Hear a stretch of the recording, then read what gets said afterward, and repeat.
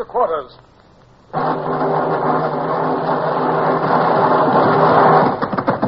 Run out the guns. Stand by the starboard battery. One broadside into it, if you please, Captain Bush.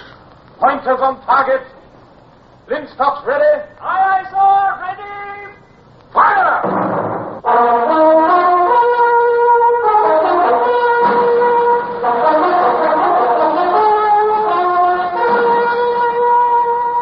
Presenting Michael Redgrave as C.S. Forrester's indomitable man of the sea, Horatio Hornblower.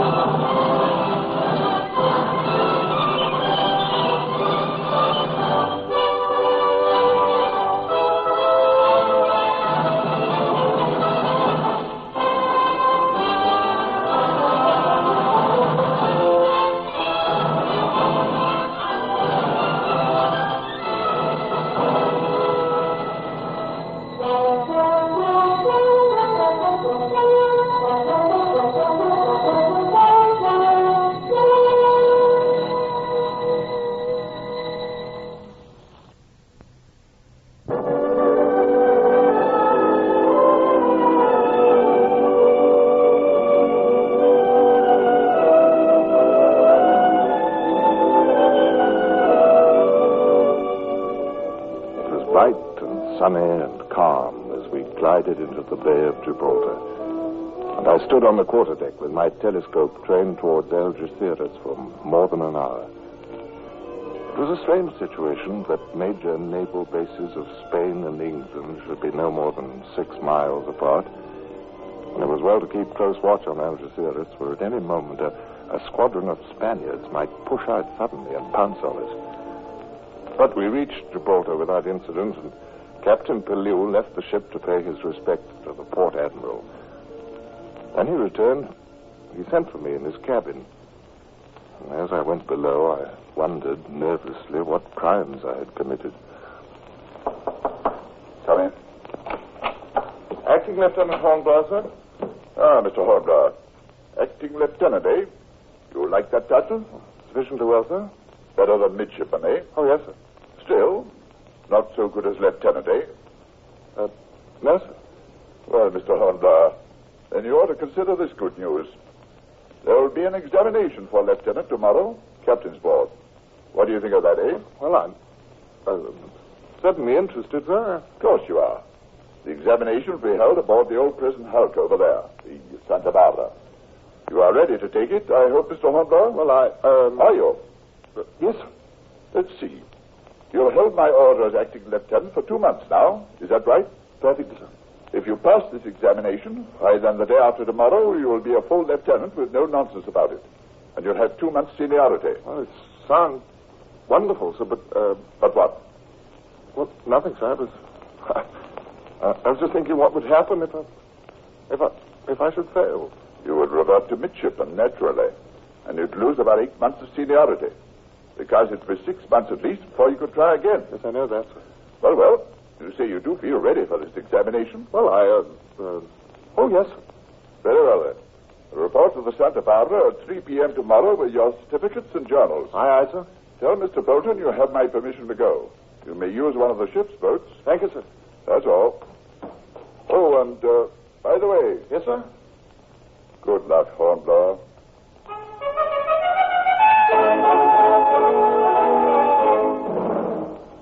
I wished that I could be as confident of the examination as I pretended.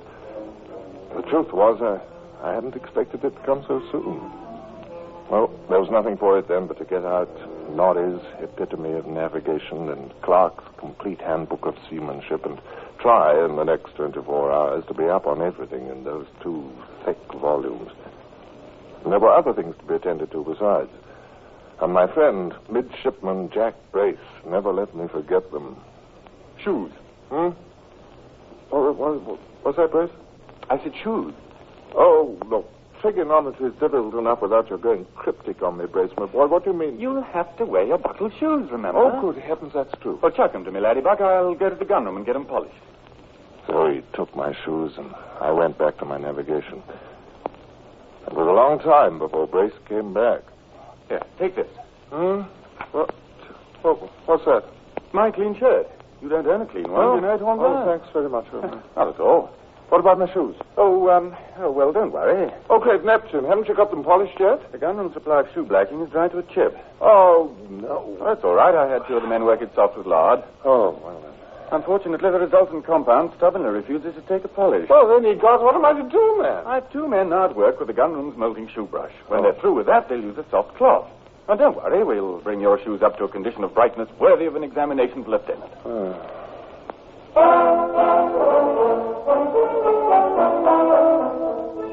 I was by no means satisfied with what I knew of navigation, but I did have to close that book and start on the handbook of seamanship. And I felt so abysmally ignorant. Jack Brace's interruptions at least served the purpose of taking my mind off my desperate lack of knowledge. Breeches. What are you talking about this time, Brace? Breeches? Hey, give me the breeches to your number one uniform. Oh? I'll have them pressed for you. Oh, yes, thank you, Jack. Now, don't mention it, laddybuck.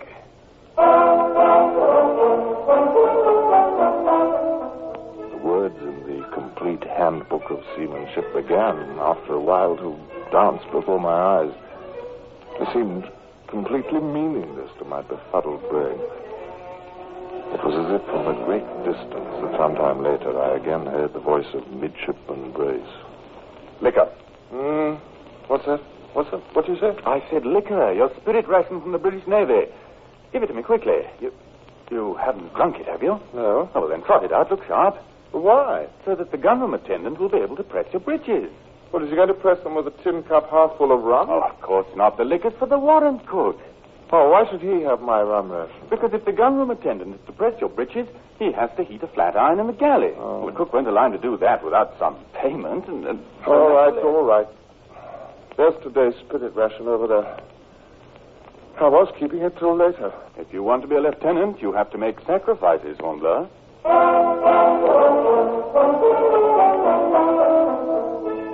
It went on like that through the afternoon, and most of the night, and all of the next morning. And by the end of that time, I was turning rather frantically from Norrie's text to Clark's and back again to Norrie's navigation. The only question in my mind was, which one baffled me more?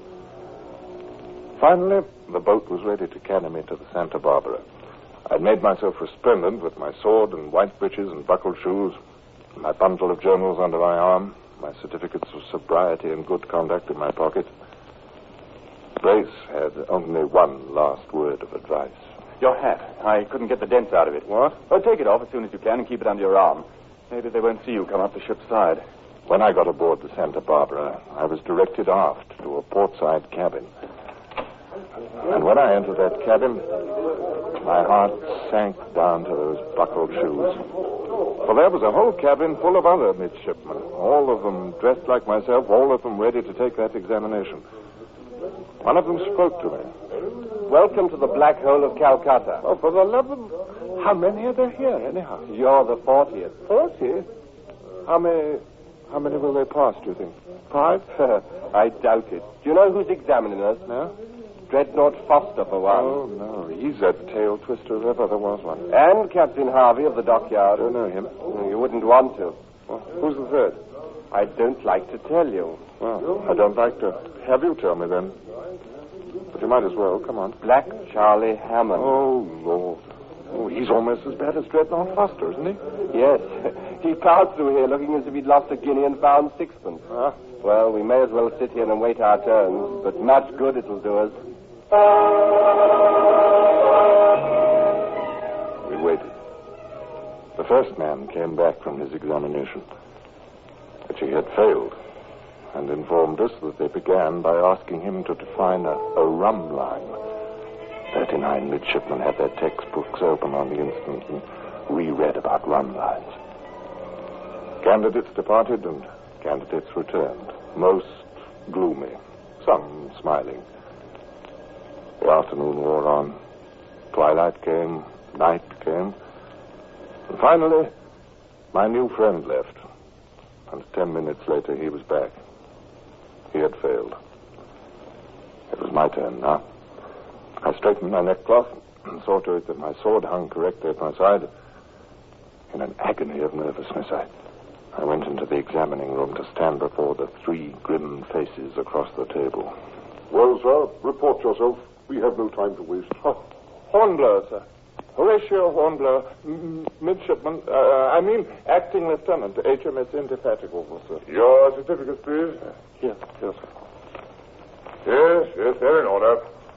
You're close hauled on the port tack, Mr. Hornblower. Beating up channel, with a northeasterly wind blowing hard, with Dover bearing north 2 miles. Is that clear? Yes, sir. Now the wind veers 4 points and takes you flat aback. What do you do, sir? What do you do?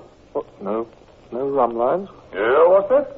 Nothing, sir. What do you do? Quickly. Well, By now you're dismasted. Dismasted with the Dover cliffs under your lee. Well, sir, you're in serious trouble, Mr. Hornblower.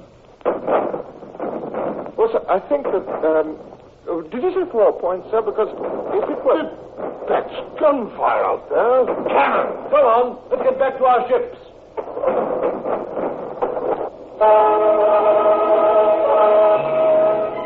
Unceremoniously, they rushed out of the cabin, sweeping aside the sentry at the door. I followed them, and with the 3 captains, I arrived in the waist, just in time to see a rocket soar up into the night sky, burst in a shower of red stars. Why, it's the general alarm. Fire ships. Fire! Observe, watch. Call my gig. Huh? You don't expect to find the gig now, do you, Hammond?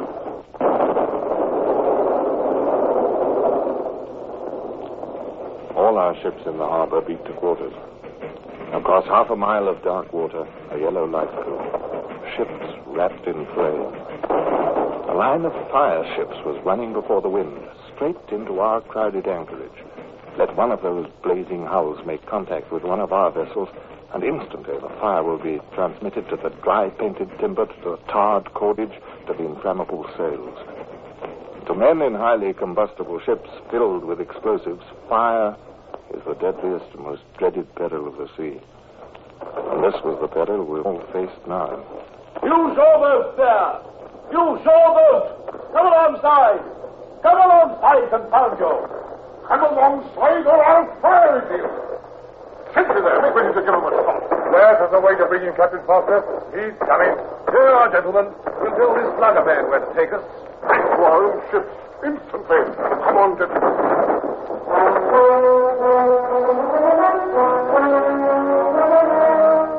The 3 captains ran to the mizzen chains and flung themselves down into the boat. I was right at their heels. It was my bounden duty to get back to my ship as soon as possible. But then I knew there was no chance of a junior officer's finding a boat to take him back. Perhaps after the captains reached their ships, if they reached them, well, I could do the same, perhaps. I threw myself in as they pushed off, nearly knocking the breath out of Captain Harvey. I'm so very sorry, sir. I didn't mean to knock into you, sir. Well, young man, where are you going? Well, I should go to the Indefatigable, sir. After you're all conveyed to your ships, of course. Well, Osmond, row, can't you? This is no time to sit there gaping. Pull away. Where to? I'm not in the Navy. I'm a British civilian. Pull for my ship, the Dreadnought. No. Look here, Captain Foster. I'm the senior. Pull for the Calypso, and at once. But the Dreadnought's nearer. Gentlemen, please, we must get started. Calypso it is. But pull, Osmond, pull. I have the tiller.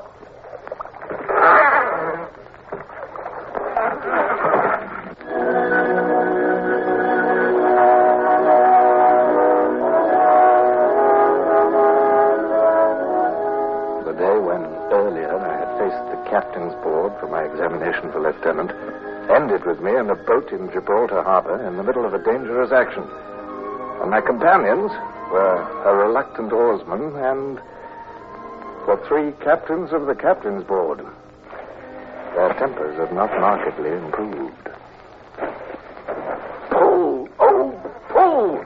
My ship's in danger. I suppose you don't think that mine is too, Foster? Look, sirs, Look, there's one of the fire ships now, sir. Where? Well, just after us, sir, over there.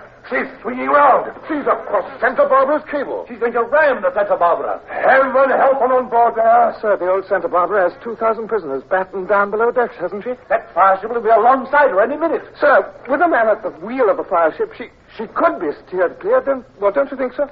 We ought to do it. Put the tiller over, Captain Harvey. Over it is. Now pull. You oarsman. He said pull. I don't want to. What's that you say? If I pull alongside that fire ship, we'll all go up in smoke. Your sword, Hammond. Yeah? Now, you oarsman. You see this sword? Now pull. Pull. Pull. Yes, sir. Yes. Lay us under her counter. I'll jump for it. Let me go, Captain Foster, sir. I'll handle her. Come with me if you like, Hornblower. Thank you, sir. May need two of us. Our boat swung onto the stern of the fire ship. She was before the wind again now, and just gathering way, just heading down upon the Santa Barbara. I stood up on the thwart and jumped. My hands gripped something, and with a kick and a struggle, I dragged myself up onto the empty deck. Captain Foster followed.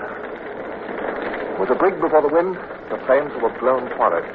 Right aft, where we were, the heat was terrifying. I ran forward to the wheel.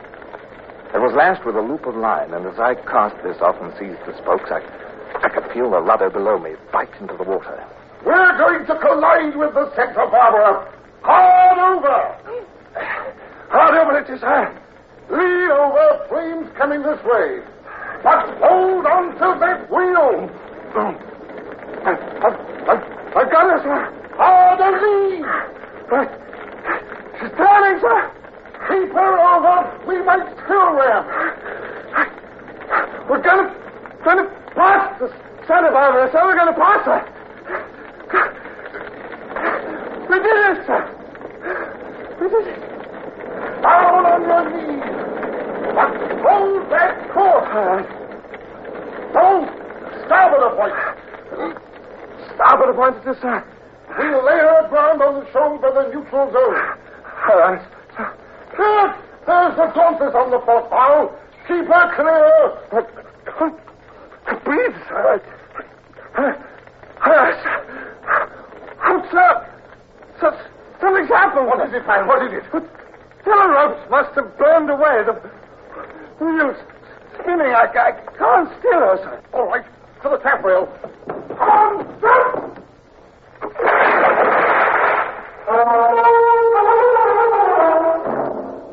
Water closed over me, and I felt panic as I struggled back to the surface.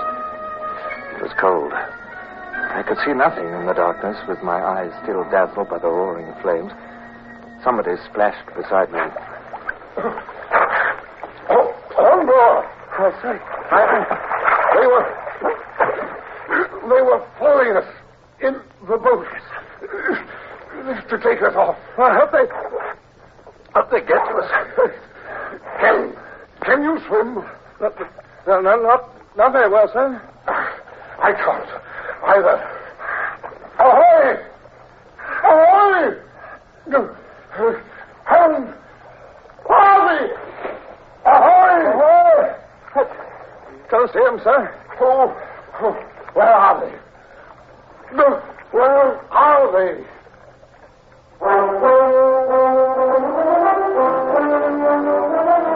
Fell back with a splutter, almost choking with water. They were both growing weaker. I wondered if he felt the same despair that I felt. And I suppose he did. For even captains of much seniority are only mortal men after all. How long we struggled side by side in the water until he spoke to me again, I don't know. Hornblower! Sir! The boat! Where's they're there? There. Oh, call them. I can't. Ahoy! Rose! Ahoy! Oh, they're headed towards us. Here they come. Here they come. Here it is. Hanging onto the side. Got it, sir. Got it. Come on, you men up there. Lift me out. This is a city.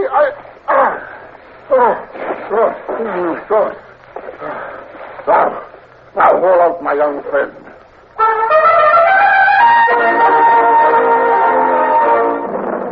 I felt hands on my arms, and the water fell away from me like a weight as they lifted me and dragged me over the stern.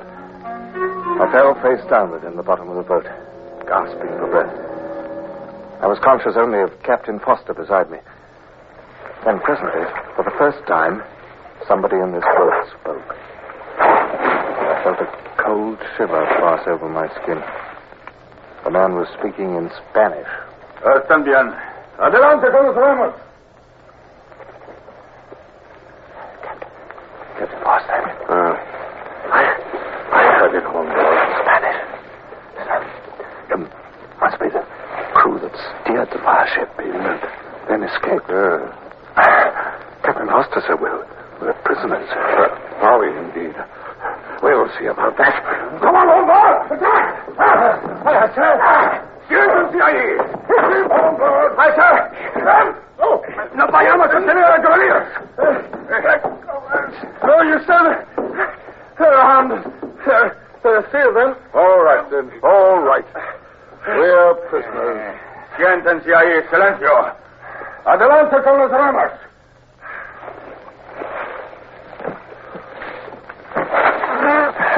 Hornblower. Yes, sir? How are we heading? North, I think, sir. Yes, north. Maybe they are going to land on the neutral ground and make for the Spanish borders. That's their best chance. It's a dark night. There are two other ships burning themselves out over there, sir. There were 3 fire ships came in all, I think. Well, that was my count, sir. 3. That means that none of them did any damage. Good. But a bold endeavor. Whoever would have credited the Dons with making such an attempt? Well, they've learned about fire ships from us, perhaps, sir. We may have nursed the pinion that impelled the steel, eh? Well, it is possible, sir. I suppose it is. Well, let's lean back, Hornblower. If we're to be prisoners, let's at least try to make ourselves comfortable.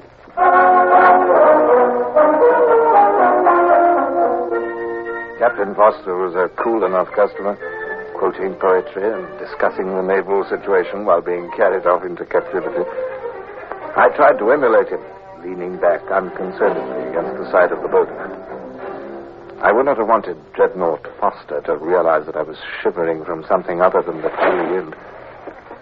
I wondered what hardships a prisoner of the Spaniards might have to undergo. And suddenly, there was a voice, an English voice from across the water. Hold ahoy! There's our own boat, sir. Or a British guard boat. About time. ¡Hold ahoy! No hacen caso. Continúen a remar. Continúen a remar. ¡Ahoy! ¡Ahoy! Hammond! ¡Ahoy! ¡Ahoy! Tú también, cállate o te mataré. We kill you if you yell. We'd best be quiet, Hornblower.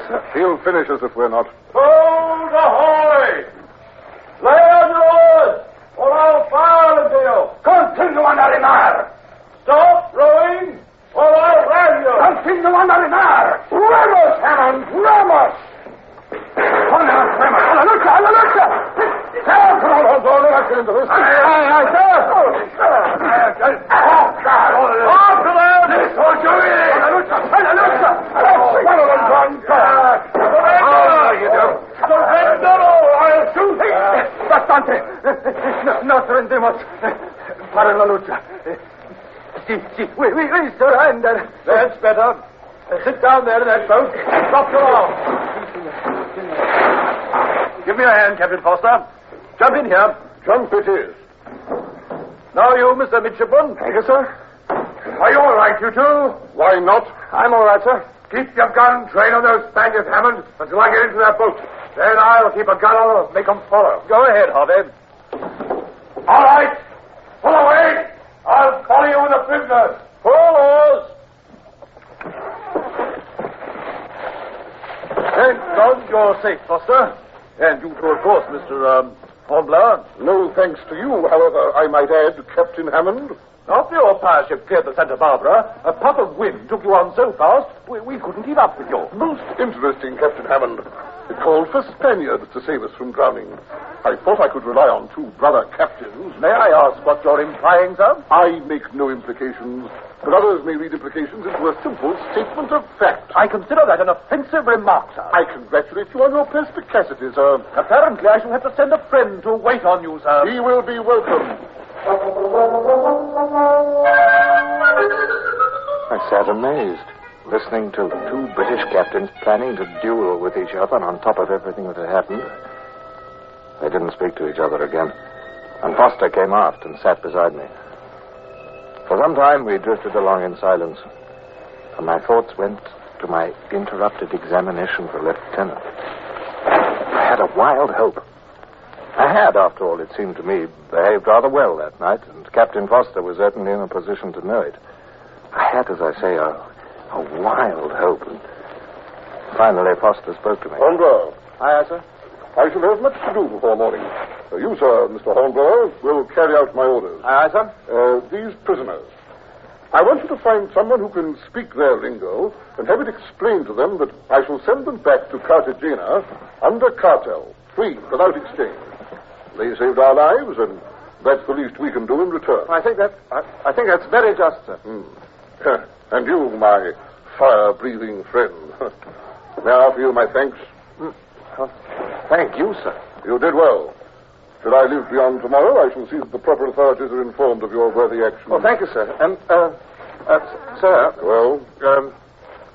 My examination for lieutenant, sir, my certificate, That particular examining board will never reassemble, of course.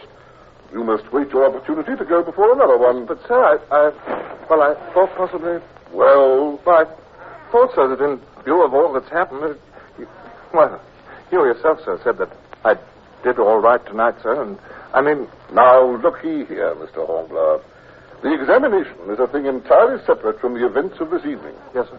In the examination, to the best of my recollection, you were flat aback, about to lose your spars, and with Dover cliffs under your lee. In 1 more minute, you would have failed. It was the Spanish attack that saved you, isn't that so? I suppose it is, quite so. Then be thankful for small mercies. And even more thankful for big ones, Mr. Hornblower. Aye, sir. I suppose you're right, sir, of course. I suppose that when I've acquired the viewpoint of a true Navy man more completely, well then, sir, I suppose I can fully realize when I look back that, on the whole, I was, a very fortunate midshipman tonight, sir.